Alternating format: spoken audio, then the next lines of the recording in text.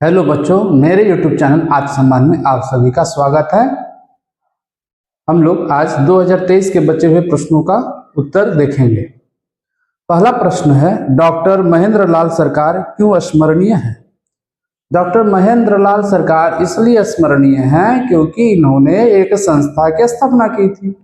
इस संस्था का नाम था IACS और इसको जो है इसका यदि फुल फॉर्म बोले तो Indian association for cultivation of science.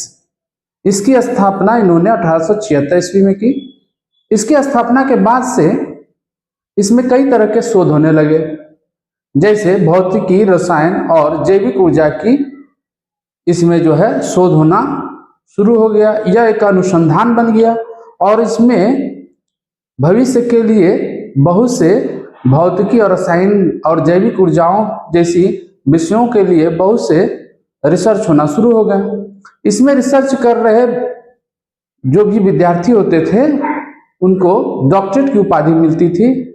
इसमें वैज्ञानिक CV रमन जैसे लोग भी इसमें शामिल हुए, जो उन्होंने वहां पर रहकर रमन प्रभाव की खोज की और इसी रमन प्रभाव की वजह से उनको 1930 ईस्वी में नोबेल पुरस्कार भी मिला। महेंद्र लाल सरकार होम्योपैथिक को भी बहुत ज़्यादा प्रचार कर रहे थे, क्योंकि होम्योपैथिक एलोपैथिक से बहुत ही बेहतर है। एलोपैथिक के डॉक्टर होते हुए भी होम्योपैथिक को उन्होंने लोगों तक पहुंचाया। साथ ही उन्होंने कई तरह के समाज सेवा भी की। इसलिए हम लोग महेंद्र लाल सरकार को याद करते हैं। बंगाल के सांस्कृतिक, दूसरा प्रश्न जो है मतलब जो नेक्स्ट प्रश्न है, बंगाल के सांस्कृतिक जीवन में छापाखाना के विकास का कितना प्रभाव था? तो बंगाल के सांस्कृतिक जीवन पे छापाखाना का बहुत प्रभाव था। नवजागरण होने के बाद से और छापाखाना आने के बाद से बंगाली अस्मिता और बंगाली साहित्य के विलुप्त होते और धूमिल होते हुए देखने के बाद से जब छापाखाना आया तो कई से ऐसे सुधारक हुए जिन्होंने इस छापेखाने का इस्तेमाल बंगाली संस्कृति को बचाने के लिए किया। उन्होंने कई तरह के लघु कथा, कहानी, उपन्यास, नाटक और विभिन्न तरह की विधाओं को छापना शुरू किया।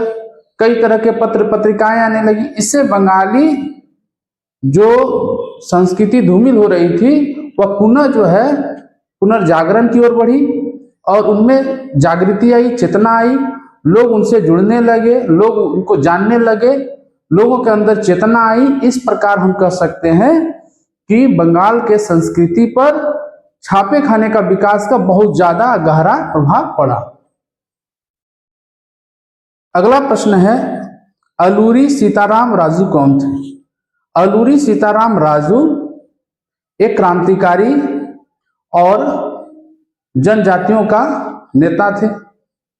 ये जो है 1922-24 ईस्वी के करीब में आंध्र प्रदेश के गोदावरी इलाके के जनजातियों की रक्षा के लिए रंपा विद्रोह किया। यह रंपा विद्रोह ब्रिटिश के खिलाफ हुआ था। ब्रिटिश जो उस समय वन कानून लागू करके यानी फॉरेस्ट लॉ कानून पास करके फॉरेस्ट पर अपनी पकड़ बनाना चाहते थे और ये जो आंध्र प्रदेश के गोदावरी इलाके के क्षेत्र में रहने वाले जनजाति जो लोग थे वे लकड़ियों का इस्तेमाल करते थे, फल फूल का इस्तेमाल करते थे, कभी कभी शिकार भी करते थे। तो इन सभी चीजों पर उनका रोक होना शुरू हो गया। ब्रिटिश का प्रभाव जो है उस पर पड़ना शुरू हो गया। उनके जनजीवन में बहुत सी समस्याएं आने लगी। इसके वजह से उन्होंने विद्रोह करना शुरू कर दिया और इसका नेतृत्व रंपा विद्रोह के तौर पे जो है सीतारामन राजू जी किए और अंत में जो है उन्होंने इस युद्ध को गोरिल्ला युद्ध के जरिए यानी छुप छुप के जंगलों में, छुप छुप के पहाड़ों में, छुप छुप के जो है अंग्रेजों के कई ठिकानों को उन्होंने नष्ट किया। अंत में अंग्रेजों के निकली हुई बंदूक से, गोलियों से जो है ये घायल हुए और उसके बाद से इनकी मृत्यु हो गई। इसलिए जो है इनको बहुत ज्यादा ही प्रसिद्धि मिली, खास करके आंध्र प्रदेश के क्षेत्रों में, और फिर धीरे धीरे यह पूरे भारत में इनका लोकप्रियता बढ़ी। मेरठ षड्यंत्र मामला, जो अगला प्रश्न है, मेरठ षड्यंत्र मामला क्या था?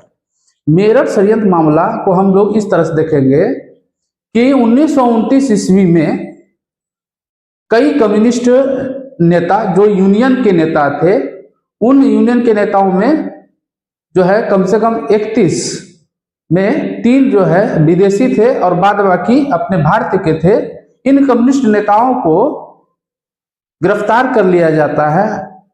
इसलिए गिरफ्तार कर लिया जाता है क्योंकि इन पर आरोप लगता है कि ये लोग षड्यंत्र कर रहे थे ब्रिटिश सरकार या उसकी संप्रभुता को यहाँ से उखाड़ फेंकने का।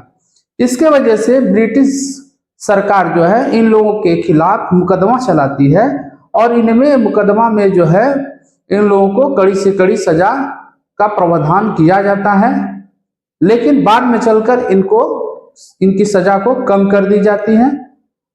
27 लोगों पर बहुत जो है हल्के मुकदमे का जो है प्रभाव रहता है, मतलब सजा बहुत कम रहता है, लेकिन 2-4 के ऊपर बहुत ज्यादा कड़ा सजा का जो है उस समय जो है दिया जाता है, जिसमें एक जो है मुजफ्फर अहमद जैसे लोगों पर जो है कड़ा सजा का ही प्रावधान किया गया था कि कड़ा सजा मिले, लेकिन बाद में जवाहरलाल नेहरू जैसे वकीलों ने इनकी पैरवी की थी और उसके बाद से इनकी सजा को कम किया गया था। तो यह था मेरठ षड्यंत्र केस। नेक्स्ट प्रश्न है, दीपावली संघ की स्थापना का उद्देश्य क्या था? दीपावली संघ की थी और इसकी स्थापना के पीछे जो वजह था वह यह था कि महिलाओं को कैसे शिक्षित किया जाए, महिलाओं को कैसे जोड़ा जाए विभिन्न तरह के आंदोलनों में, और महिलाओं को कैसे सशक्तिकरण किया जाए, महिलाओं को कैसे मजबूत किया जाए। इसमें विभिन्न तरह की ट्रेनिंग भी दी जाती थी, आत्म सुरक्षा की ट्रेनिंग भी दी जाती थी। इसलिए कह सकते हैं दीपावली संघ की जो उस समय भूमिका रही, इस संघ की बहुत ही ज्यादा रही और इसमें जो है लीला नाग जी ने बहुत सारी महिलाओं को जोड़कर एक जन आंदोलन और जन आंदोलन के लिए प्रेरित करना इनका भूमिका रहा। नेक्स्ट प्रश्न है, गुरुचांद ठाकुर क्यों स्मरणीय है?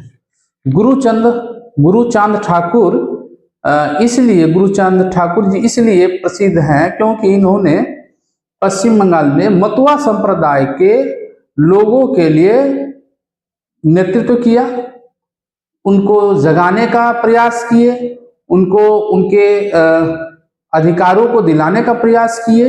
इन्होंने मतुआ संप्रदाय का नेतृत्व किया, जो वो लोग आंदोलन चला रहे थे उनका नेतृत्व किया, नाम शूद्र आंदोलन बोल सकते हैं, उसका इन्होंने नेतृत्व किया और इन्होंने नाम शूद्रों के लिए विभिन्न तरह की शैक्षणिक संस्थाएं खोली और इन संस्थाओं में उनको जो है पढ़ने लिखने का मौका अवसर दिया गया। साथ ही उनके अवनति हो रहे गतियों में उन्नति लाने के लिए उत्तोलनी सभा, यानी उनको ऊंचा उठाने के लिए उत्तोलनी सभा नाम की एक संस्था खोली गई थी, हरि सभा भी बोल के एक संस्था खोली गई थी, जिनमें इनको जो है अधिक से अधिक नामशूद्रों को सहूलियत मिल सके, ये लोग पढ़ लिख सके और पढ़ लिखकर अपने अधिकारों अपनी क्षमताओं को जान पाए। नामशूद्रों के लिए कई जगह पर उन्होंने यह भी आंदोलन किया कि उनको सरकारी संस्थाओं में भी नौकरी मिल जाए। इस तरह से गुरुचांद ठाकुर जी को हम लोग याद करते हैं, खास करके मतुआ संप्रदाय के लिए इन्होंने बहुत कुछ किया। जो अगला प्रश्न है, 1947 ईस्वी में देशी रियासतों की स्वतंत्रता की मांग को सरदार वल्लभ भाई पटेल ने क्यों अस्वीकार कर दिया? बोल रहे हैं कि 1947 ईस्वी में देशी रियासतें बहुत सारी थी, यानी 562 देशी रियासतें थी और ये लोग अपने आप को स्वतंत्र चाहते थे। लेकिन सरदार वल्लभ भाई पटेल जब 1947 में भारत आजाद हुआ तो उस समय सरदार वल्लभ भाई पटेल गृह मंत्रालय उनको मिला हुआ था, गृह मंत्री थे, तो उन्होंने अपने सूझबूझ के साथ भारत की एकता और अखंडता को बनाए रखने के लिए 562 जो प्रदेश थे, छोटे छोटे प्रदेश थे जो स्वतंत्र थे, उन सभी को भारत में विलय किया। ताकि भारत की एकता और अखंडता बची रहे। और इसके लिए उन्होंने बहुत ही सूझबूझ के साथ इनको जो है समझाकर विलय कराने का प्रयास किया। एक आध को यदि हम छोड़ दें तो बाद बाकी सभी भारत में विलय हो गए। यदि आज भारत में विलय नहीं हुए होते तो शायद पाकिस्तान में विलय हो जाते, या तो फिर स्वतंत्र होकर एक छोटा सा देश भी हो सकते थे। तो सरदार वल्लभ भाई पटेल अपनी बहुत ही सूझबूझ के साथ जो है इन सभी को जो है एकत्रित किए, इन सभी को भारत में विलय करवाए, और इस तरह से हमारा भारत एकता और अखंडता का एक स्वरूप प्राप्त किया। तो इस वजह से कह सकते हैं कि सरदार वल्लभ भाई पटेल जो है देशी रियासतों की स्वतंत्रता को नहीं माने, क्योंकि उन्होंने चाहा था कि भारत खंडित ना हो बल्कि अखंडित रहे, और भारत में जो एकता है वो अनेकता में भी एकता बनी रहे। इसलिए उन्होंने इस तरह के प्रस्ताव को ठुकरा दिया या अस्वीकार किया। अगला जो प्रश्न है, राज्य पुनर्गठन कमीशन 1953 का गठन क्यों हुआ था? तो राज्य पुनर्गठन आयोग 1947 के बाद एक ऐसी समस्या आई कि 1947 के बाद से बहुत से प्रदेश हुए, और बहुत से प्रदेश अनाम भी थे, और जहां पर भाषा के आधार पर उनको जो है वो प्रदेश चाहिए था, इसका डिमांड भी, मांग भी शुरू हो गया था। कई जगह पे आंदोलन हो रहे थे, और इसमें जो है आंध्र प्रदेश को एक राज्य का दर्जा मिल जाता है, क्योंकि तेलुगु वाले लोग जो है आंध्र प्रदेश की डिमांड करते हैं, और यह जो है आंध्र प्रदेश जो है उनको जब राज्य का दर्जा मिल जाता है तो विभिन्न जगहों पर भाषा के आधार पर राज्य का डिमांड होना शुरू हो जाता है, मांग होना शुरू हो जाता है। जैसे कि महाराष्ट्र में भी भाषा के मराठी के आधार पर महाराष्ट्र का डिमांड होने लगता है, वहीं पर गुजरात में गुजराती के भाषा के आधार पर गुजरात स्वराष्ट्र दोनों मिलाकर महागुजरात का मांग होना शुरू हो जाता है। तो इन सभी चीजों में दंगा फसाद होने का और कई जगह पर हो भी रहे थे। इन सब से निपटने के लिए उस समय के प्रधानमंत्री जवाहरलाल नेहरू जी ने एक आयोग गठित किया कि राज्य का पुनर्गठन हो। तो राज्य का पुनर्गठन कमीशन जो 1953 में हुआ वो 3 सदस्यों की अध्यक्षता में हुआ, जिसमें फजल अली जो है उनके अध्यक्ष थे। तो इस वजह से राज्य पुनर्गठन कमीशन 1953 का गठन हुआ था कि भाषा के आधार पर राज्यों को कैसे दिया जाए, और आगे चलकर 14 भाषाई राज्य जो है पुनर्निर्मित हुई। धन्यवाद।